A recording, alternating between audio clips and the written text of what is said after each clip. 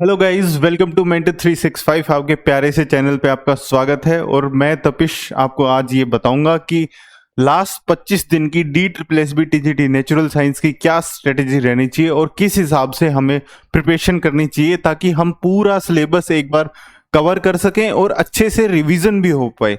ठीक है। और साथ साथ ये भी डिस्कस करेंगे कि मॉक कैसे प्रैक्टिस करने हैं, जो वीक एरियाज रह गए हमारे वो कैसे प्रैक्टिस करने हैं।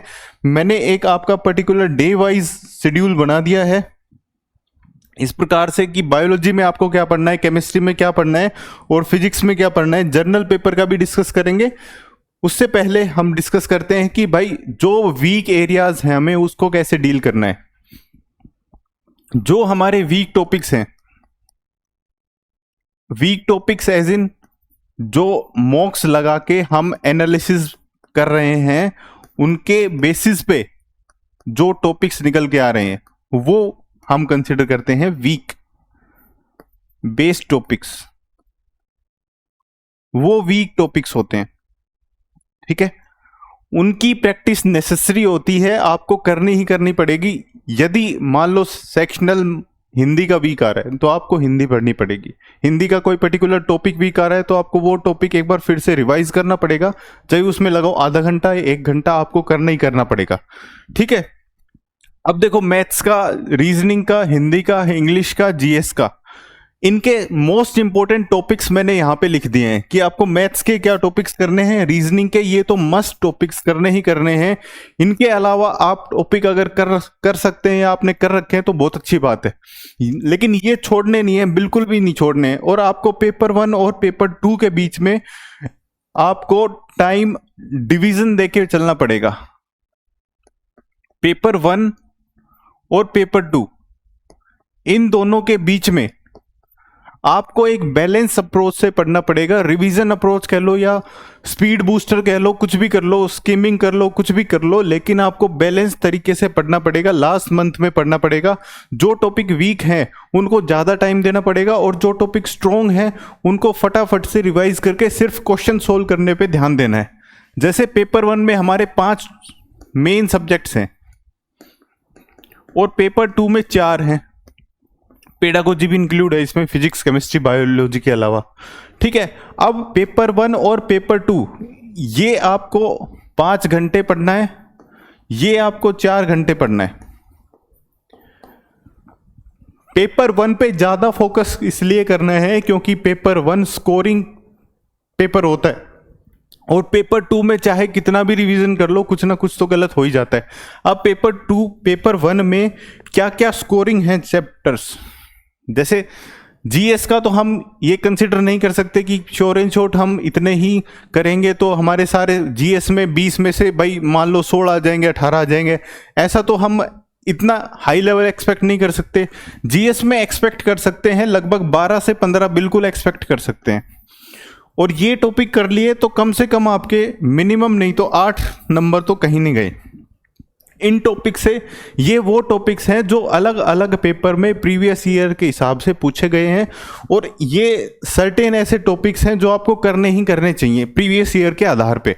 मैं ये कोई खोखली बात नहीं कर रहा हूँ, बिल्कुल सॉलिड फाउंडेशन बता रहा हूँ क्योंकि इनसे क्वेश्चन आए हुए हैं जो अब DSSB के पेपर हो रहे हैं, जो जून में हो रहे हैं, जुलाई में हो रहे हैं और जो इवन अगस्त में अब भी हो रहे हैं, उनमें भी इन टॉपिक से क्वेश्चन आ रहे हैं। अब ये टॉपिक जीएस के कैसे होंगे, रिवर होगी, माउंटेन होगी, टोटल 10 टॉपिक मिलेंगे आपको। ये 9-10 टॉपिक हैं, ये 1 2 3 4 5 6 7 8 9 10, टोटल 10 टॉपिक हैं आपको। ये 10 टॉपिक आपको 2-2 बार रिवाइज करने हैं 25 दिन में।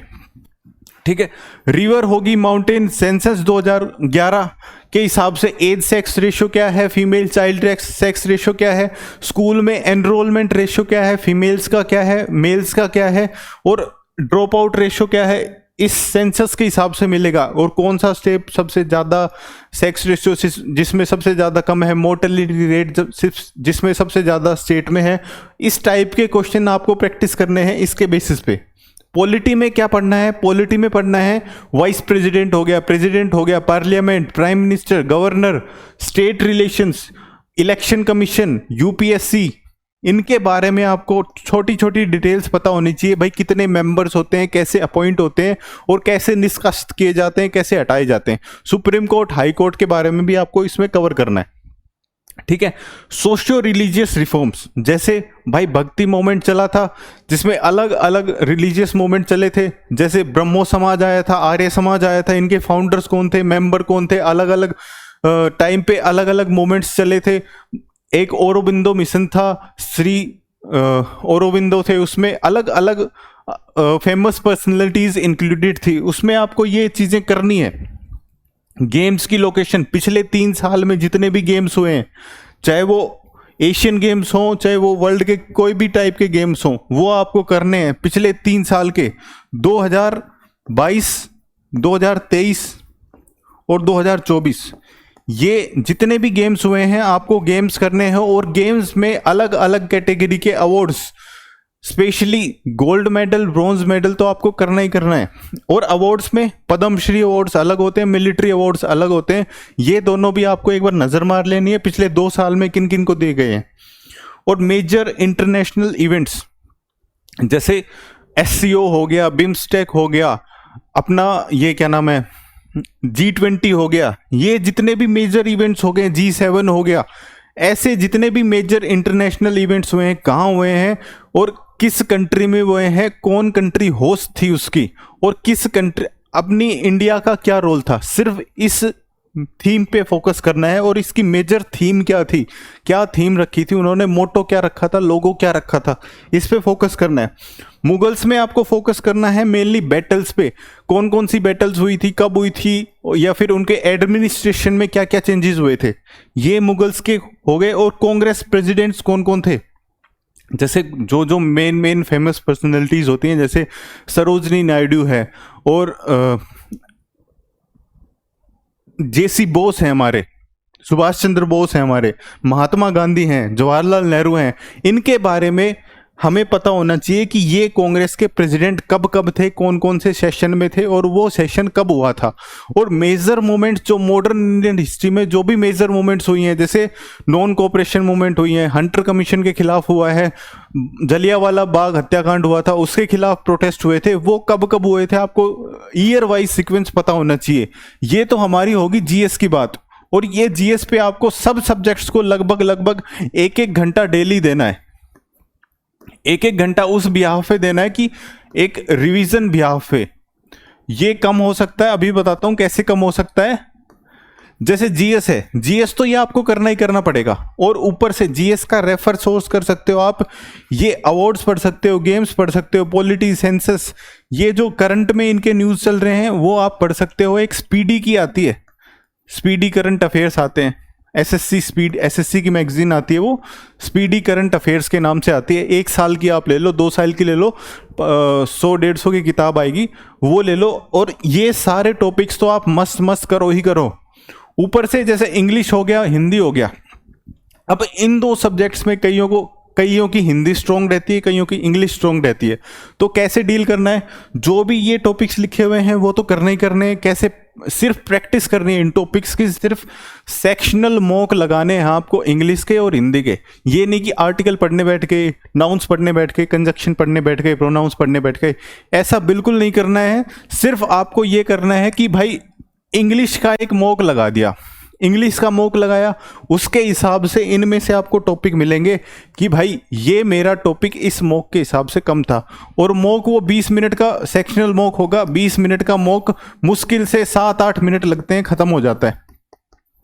7-8 मिनट में वो सेक्शनल मॉक खत्म हो जाता है इंग्लिश का। और ऐसे ही हिंदी का 10 मिनट लगा लो, चलो 20-20 मिनट तो ये कंज्यूम करते भी नहीं है। तो इंग्लिश हिंदी को आपको कैसे डील करना है, आधे घंटे हिंदी पढ़नी है और आधे घंटे इंग्लिश पढ़नी है, हो गया ना, 1 घंटा टाइम कम।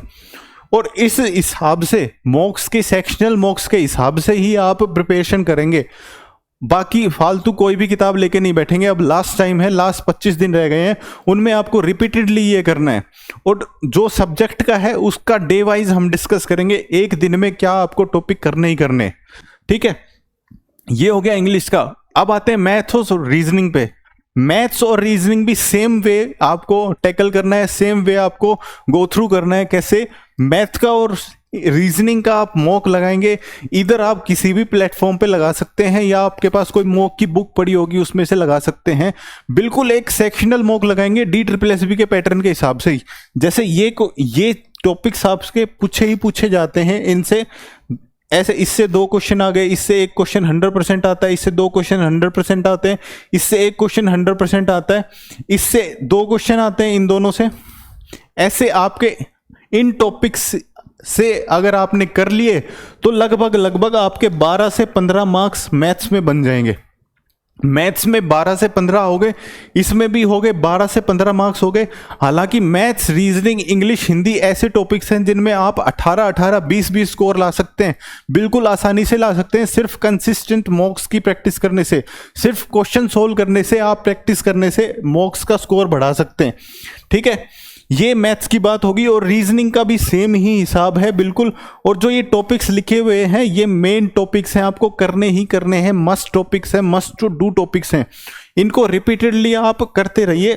देखो इसमें आपको लगभग 25 मिनट लग लें, मॉक सोल्व करने में 20 मिनट का मॉक होता है, मान लो आप 25 मिनट लगाते हैं, इसमें भी आप 25 मिनट लगाते हैं, इसमें आप लगभग 10 से 12 मिनट लगाते हैं, इसमें भी आप 10 से 12 मिनट लगाते हैं, और जीएस तो हो जाती है ऑलमोस्ट लगभग 7-8 मिनट में ख़त्म हो जाती है। अगर आपको आती है तो आती है, नहीं आती है तो नहीं आती है, नेगेटिव मारने की कोई ज़रूरत नहीं है।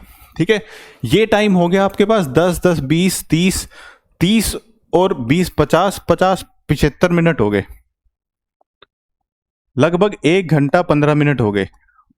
इनमें से आपको 5 10 मिनट कम करने हैं, इजीली कम हो जाएंगे, और 1 घंटे के आसपास आपका पूरा प्रॉपर टाइम होना चाहिए।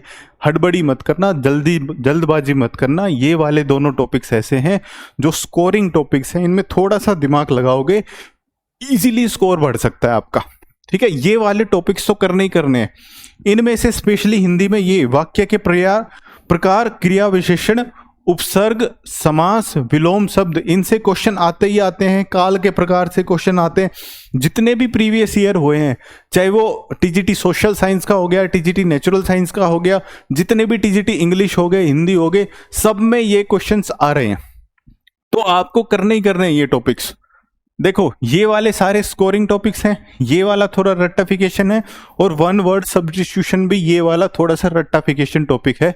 ये आपको सिर्फ मॉक्स के एनालिसिस के बिहाफ पे और क्वेश्चन प्रैक्टिस के हिसाब से आपको याद करने होंगे। जो गलत हुए याद करते जाओ, जो गलत हुए याद करते जाओ।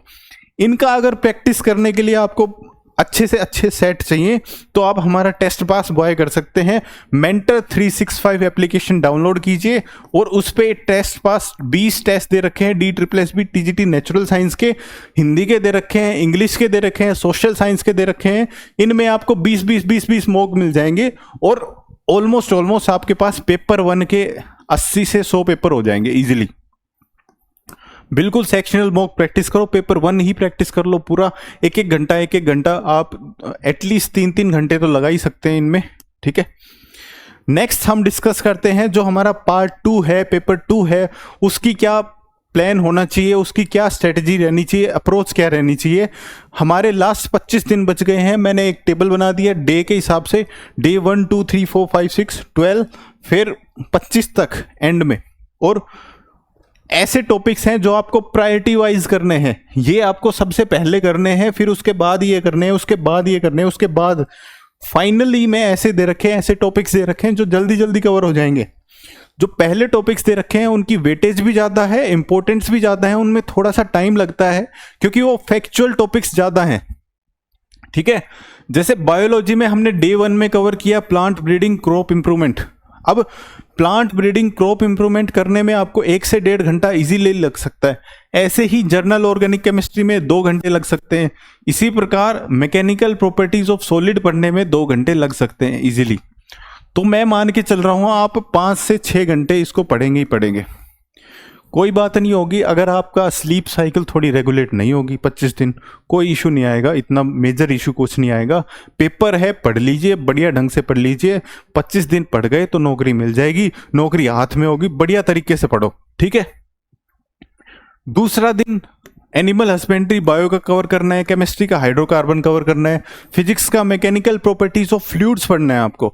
फ्लूइड्स से ज़्यादा क्वेश्चन आते हैं फिजिक्स में, आर्किमिडीज प्रिंसिपल से आ गया, बायंसी से आ गया, पास्कल लॉ से आ गया, बर्नौली थ्योरम से आ गया। इस प्रकार फ्लूइड्स से ज़्यादा क्वेश्चन बनते हैं, तो इसलिए इनकी वेटेज ज़्यादा है, उस हिसाब से अरेंज कर रखे हैं। हालांकि किन्होंने नोट्स बना रखे होंगे उनके लिए तो आधे घंटे 20-25 मिनट का काम है रिवीजन करना, ठीक है। ऐसे डे 3 में एनवायरमेंट करेंगे आप, अल्कोहल कार्बोक्सिलिक एसिड्स, जो ये जर्नल ऑर्गेनिक केमिस्ट्री बताई है, ये 2014 का पेपर देखो आप, उसके हिसाब से बताई है मैंने। 2018 का भी देखो, क्योंकि कई रिएजेंट पूछ लिया, ग्रिगनार रिएजेंट पूछ लिया, लिमिटिंग रिएजेंट पूछ लिया, इनके रिएजेंट पूछ लिए हैं केमिकल रिएक्शंस के, कन्वर्जन्स का पूछ लिया कि ये कन्वर्जन बताओ ऐसे हो रहा है, इस रिएक्शन का नाम बता दो। इसमें आपको क्या करना है, सिर्फ ये करना है, नेमिंग रिएक्शंस याद करनी है, नेमिंग रिएक्शंस, ठीक है। अब आ जाता है इकोलॉजी में। इकोलॉजी में वेरियस ऑर्गेनिजम्स एंड पॉपुलेशन आती है, इकोसिस्टम आता है और एक बायोडाइवर्सिटी टॉपिक आता है। इनमें से क्वेश्चन बनते हैं। कैसे कैसे क्वेश्चन बनते हैं, जैसे बताओ एल्गी और फंजाई में कौन सा रिलेशन है, म्यूचुअलिज्म है, कॉमेंसिलिज्म है, एमेंसिलिज्म है, इस प्रकार से आपको बताना पड़ेगा। तो इजीली ऐसे ऐसे क्वेश्चन, फैक्ट बेस्ड क्वेश्चन आपको याद करने पड़ेंगे। टाइम लगेगा थोड़ा सा, इनिशियली टाइम लगेगा, अभी टाइम है आपके पास, कोप कर सकते हैं। लास्ट में बिल्कुल ऐसा प्रेशर सा आ जाएगा कि क्या पढूं क्या ना पढूं, इसलिए एक स्ट्रक्चर्ड मैनर में आप प्रिपरेशन करेंगे, डे वाइज मैनर में, ये डिवाइड करके पढ़ेंगे तो ईजी रहेगा आपके लिए, और बैलेंस अप्रोच भी रहेगी ये, और सब कुछ कवर होता भी रहेगा। इसके हिसाब से पूरा सिलेबस अच्छे से कवर हो जाएगा, प्रीवियस ईयर भी कवर हो जाएंगे, ठीक है। और साथ साथ आपको क्या करना है, डेली का मिनिमम एक मॉक लगाना है आपको, एक मॉक लगाना है। उसका भी टाइम इसी में आ गया, 2 घंटे वाले में से जो सेक्शन 1 का था, और पेपर 2 का भी 1 घंटा आपको निकालना पड़ेगा। मॉक देने में 2 घंटे तो निकालने पड़ेंगे, ठीक है। ऐसे day 5, day 6, day 7, day 8, day 9, 10, 11, 12, इस प्रकार से आपका डिवीजन कर रखा है। हर टॉपिक ऐसा बांट रखा है कि आपको, जैसे रे ऑप्टिक्स है, रे ऑप्टिक्स थोड़ा बड़ा टॉपिक है, वो 3-4 घंटे में कवर नहीं हो सकता, तो उसके लिए आपको कम से कम 5 से 6 घंटे इन्वेस्ट करने पड़ेंगे। तो 5 से 6 घंटे आप 2 दिन में इन्वेस्ट करेंगे। आपका अपना मैटर है ये, आपका अपना कंफर्ट है कि आप किस सब्जेक्ट को कौन सा स्लॉट देना चाहते हैं, मॉर्निंग में पढ़ना चाहते हैं, इवनिंग में पढ़ना चाहते हैं, आफ्टरनून में, इवनिंग में, नाइट में, जो भी आपकी इच्छा कर रही है उस हिसाब से आप स्लॉट डिवाइड कर सकते हैं, ठीक है। और अब कईयों का जैसे बायोलॉजी बैकग्राउंड होता है, कईयों का फिजिक्स बैकग्राउंड होता है, कईयों का केमिस्ट्री बैकग्राउंड होता है, तो उस हिसाब से सब्जेक्ट की वेरिएशन मैटर करती है। कैसे, जिनका बायोलॉजी बैकग्राउंड होगा उनकी बायोलॉजी और केमिस्ट्री थोड़ी स्ट्रॉन्ग मिलेगी एज कम्पेयर टू फिजिक्स, जिनका फिजिक्स बैकग्राउंड होगा फिजिक्स केमिस्ट्री स्ट्रॉन्ग मिलेगी और बायोलॉजी वीक मिलेगी। तो आपको वीक टॉपिक्स को ज़्यादा प्रायोरिटाइज करना है, उन पे ज़्यादा रिवीजन मारना है, उन पे ज़्यादा थोड़ा सा टाइम थोड़ा सा एक्स्ट्रा देना है। सपोज आपकी बायोलॉजी वीक है तो आपको उसको देंगे 2.5 घंटे, ठीक है। आपकी केमिस्ट्री स्ट्रॉन्ग है तो उसको 1 घंटा, फिजिक्स नॉर्मल है तो इसको 1.5 घंटा दे दिया। काफ़ी टाइम होता है ये, ज़्यादा टाइम इन्वेस्ट नहीं करना है। बिल्कुल आपको एनसीईआरटी लेके बैठनी है। एनसीईआरटी में ये टॉपिक दे रखे हैं, सब टॉपिक दे रखे हैं, सब टॉपिक्स में से आपको मेन चीज़ें कवर करनी है। एक स्किमिंग होता है ना कि हम बुक रिवाइज करते हैं, देखते हैं कि इसमें ये टॉपिक है, मेन टॉपिक ये है, अच्छा मैं माइंड में समझ के देखता हूँ कि ये टॉपिक है, मेरे को समझ आ गया, ठीक है आगे बढ़ो, नेक्स्ट आगे बढ़ो। इसी प्रकार से आपको एक प्रॉपर स्किमिंग करनी पड़ेगी एनसीईआरटीज़ की। और बायोलॉजी और केमिस्ट्री में आपको लाइन टू लाइन एनसीईआरटीज़ पढ़नी पड़ेंगी। 9th-10th की एनसीईआरटीज़ तो छोड़ना ही मत, और 11th-12th की आपको मौका मिले, अगर टाइम बचता है फिर भी, तो आप 11th-12th की लाइन टू लाइन एनसीईआरटी पढ़ें, लेकिन 9th-10th की तो मस्ट है, ठीक है। इसी प्रकार आपका डे वाइज डिवाइडेड है, हर टॉपिक इस हिसाब से बांटा गया है। जैसे इलेक्ट्रोकेमिस्ट्री को 2 दिन लगने, केमिकल काइनेटिक्स को 2 दिन लगने, इस हिसाब से बांटा गया है, जिस हिसाब से आप कंफर्ट वाइज अपनी प्रिपरेशन एक स्मूथ मैनर में कर सकते हैं, ठीक है। नेक्स्ट अब ये है, जैसे मैन मेड मटेरियल्स है, बिल्कुल आधे पौने घंटे का टॉपिक है। सीमेंट हो गए, फर्टिलाइजर्स हो गए, सोप डिटर्जेंट हो गए, आधे घंटे का टॉपिक है पढ़ने लायक, बिल्कुल। सोप क्या होते हैं, डिटर्जेंट क्या होते हैं, types of soap, types of detergents, बस इतना ही पढ़ना है इसमें। टिश्यूज, फोटोसिंथेसिस, इन पे आपको ज़्यादा फोकस इसलिए करना है, पहली स्लाइड पे आपको ज़्यादा फोकस करना है। क्यों? पहली स्लाइड में वो टॉपिक्स हैं जो जिनसे प्रीवियस ईयर क्वेश्चंस में ज़्यादा नंबर ऑफ क्वेश्चंस पूछे गए हैं, ठीक है। और लास्ट में आते आते ऐसे टॉपिक्स आ जाते हैं जिनसे क्वेश्चंस आते हैं, फॉर श्योर क्वेश्चन आते हैं, लेकिन इनकी वेटेज इतनी ज़्यादा नहीं रहती है, ठीक है। हो सके तो आप इस स्लाइड 1 और स्लाइड 2 का स्क्रीनशॉट मार लें, मैं साइड हो जाता हूं। ये स्लाइड 1 है और ये स्लाइड 2 है, ठीक है। इसके हिसाब से आप स्ट्रक्चर्ड मैनर में प्रिपरेशन करें, और मैं आपको टेलीग्राम लिंक पे आपका ये PDF डलवा दूंगा, पेपर 1 पेपर 2 की जितनी भी स्लाइड्स हैं डे वाइज मैनर में, ठीक है, वहां से डाउनलोड कर लीजिएगा। अब बात करते हैं कि अगर अभी भी किसी को फील हो रहा है कि भाई नहीं मेरे को तो प्रिपरेशन करनी है, तो 120 125 30 के आसपास घंटे का मैक्सिमम ये कोर्स है, ये आप बाय कर सकते हैं। कितने में मिल रहा है? सिर्फ 999 में ये कोर्स मिल रहा है, और कूपन कोड यूज कर सकते हैं आप इसमें, TGT 365 TGT 365 coupon code use कीजिए। मेंटर 365 एप्लीकेशन, mentor365.co.in वेबसाइट पे आप विजिट करेंगे तो आपको ये कोर्स मिल जाएगा, ठीक है। उसके बाद बात कर लेता हूं मैं इनकी, स्पेशली बात इसलिए कर रहा हूं बार बार क्योंकि भाई मैंने नोट्स बनाए हैं, मेरे को पता है कि ये पढ़ने में कितना टाइम लगता है। 699 में, मात्र 699 में यहां से ऑर्डर होंगे ये, www.mentor365books.com, यहां से ऑर्डर होंगे। और कैसे? इनको मैं रिकमेंड इसलिए कर रहा हूं क्योंकि देखो, आप पढ़ के देखो आप खुद, ये क्या है, ये हमारा चैप्टर है कौन सा, पीरियोडिक क्लासिफिकेशन वाला। खुद आप एनालाइज करो, एनोमलस बिहेवियर दे रखा है, पोजीशन ऑफ हाइड्रोजन के बारे में 2 पॉइंट दे रखे हैं, कवर हो गई। मॉडर्न पीरियोडिक टेबल में लोद 9th का कवर कर रखा है, 10th का कवर कर रखा है, और 11th 12th का भी कवर कर रखा है। 11th का कवर कर रखा है कि ये ब्लॉक एलिमेंट्स ये होते हैं, और बाद में इनके एक्सेप्शंस भी दे रखे हैं क्योंकि इस चैप्टर में एक्सेप्शंस इंपॉर्टेंट है। ऐसे ही बायोलॉजी में देखो, प्लांट किंगडम है हमारा। अब ये एल्गी का जनरल इंट्रोडक्शन खत्म हो गया, ये एल्गी की ग्रीन एल्गी खत्म होगी, ये ब्राउन एल्गी खत्म होगी। आधे पेज में टॉपिक्स ऐसे कवर हो रहे हैं जिनमें सब कुछ कवर हो रहा है। आप इनसे बाहर क्वेश्चन दिखा दो, क्वेश्चन आप मेरे को इनसे बाहर दिखा देना कि इनसे बाहर क्वेश्चन बन रहा है, ठीक है। इस प्रकार से आपको डायग्राम भी दे रखे हैं ताकि आपको इजीली समझ आ जाए, अच्छा फ्यूकस ये है, लेमिनेरिया ये है, डिक्टोएटा ये है। कई बार क्या होता है एग्जाम्स, जैसे EMRS एग्जाम है, KVS एग्जाम है, इनमें क्या होता है, इनमें आपको डायग्राम दे देंगे, क्योंकि जैसे फ्यूकस हो गया हमारा, वोलवॉक्स हो गया, ऐसे अलग अलग स्पीसीज जो सिमिलर दिखती हैं आपको आइडेंटिफाई करने के लिए पूछ लेगा, ठीक है। ये कॉन्सेप्ट बेस्ड क्वेश्चन यहां से बिल्कुल बनेंगे और रिवीजन में इजी होंगे, इसलिए मैं रिकमेंड कर रहा हूं। बाकी आपकी मर्जी है, बाय करें या ना करें, ठीक है। mentor365books.com से आप बाय कर सकते हैं। अगर आपको मॉक्स वगैरह, अगर आपको क्वेश्चन प्रैक्टिस करने हैं तो आप यहां जुड़ सकते हैं, mentor365 से भी जुड़ सकते हैं, और पर्सनली मेरे से यहां कनेक्ट कर सकते हैं टेलीग्राम पर, ठीक है। जुड़े रहें mentor365 के साथ और बढ़िया ढंग से पढ़ते रहें। किन्हीं को अब भी फील हो रही है तो ये बिल्कुल आपके लिए नेसेसरी है एज इन, अगर आप ऐसी स्टेज में हैं कि डायलेमा में है कि भाई मैं कुछ क्या करूं क्या नहीं करूं, अब तो बिल्कुल पास ही आ गया एग्जाम, तो आपको जरूरत है, वरना नहीं है, ठीक है। अपनी प्रिपरेशन NCERTs के बेसिस पे कीजिए और बढ़िया ढंग से कंसेप्ट बिल्डिंग पे फोकस कीजिए।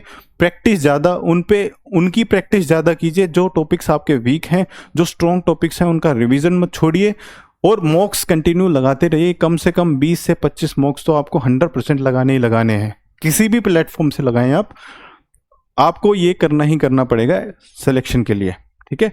मिलते हैं नेक्स्ट वीडियो में, तब तक के लिए ध्यान रखें, टेक केयर।